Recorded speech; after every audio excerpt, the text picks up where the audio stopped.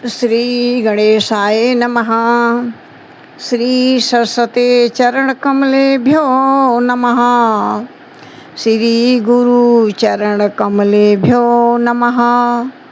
ओम हनुमते नमः।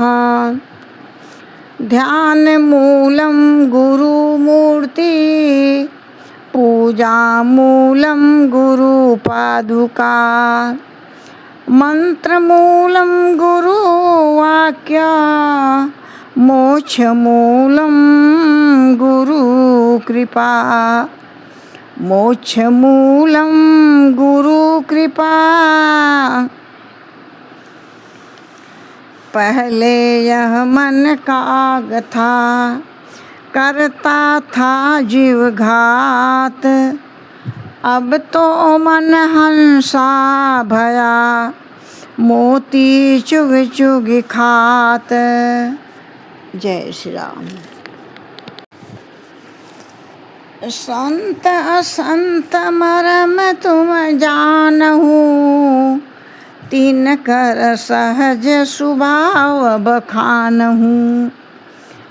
कवन पुण्य श्रुति विदित विशाला, कहु कवन अघ परम कराला। कहते हैं कागभूषुंडी जी कि हे गरुड़ जी, मैं संत और असंत का मर्म भेद और आप जानते हैं। मैं उनके बारे में मैं सब कुछ बताऊंगा। उनके सहज स्वभाव का वर्णन कीजिए, गरुड़ जी कह रहे हैं। फिर कहते हैं कि कहिए श्रुतियों में प्रसिद्ध सबसे महापुण्य कौन सा है और सबसे महान भयंकर पाप कौन सा है।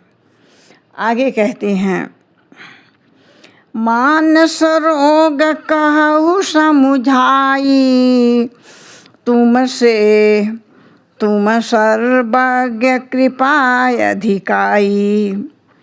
तात सुनहु सादर अति प्रीति, मैं संक्षेप कहूँ यह नीति। आगे कहते हैं कागभूषुंडी जी, हे गरुड़ जी, अब मैं आपको मानस रोग समझा कर कहूँगा, आप ध्यान से सुने। तब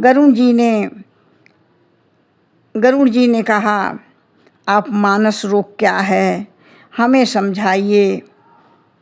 आप सर्वज्ञ हैं और मुझ पर आपकी कृपा बहुत है।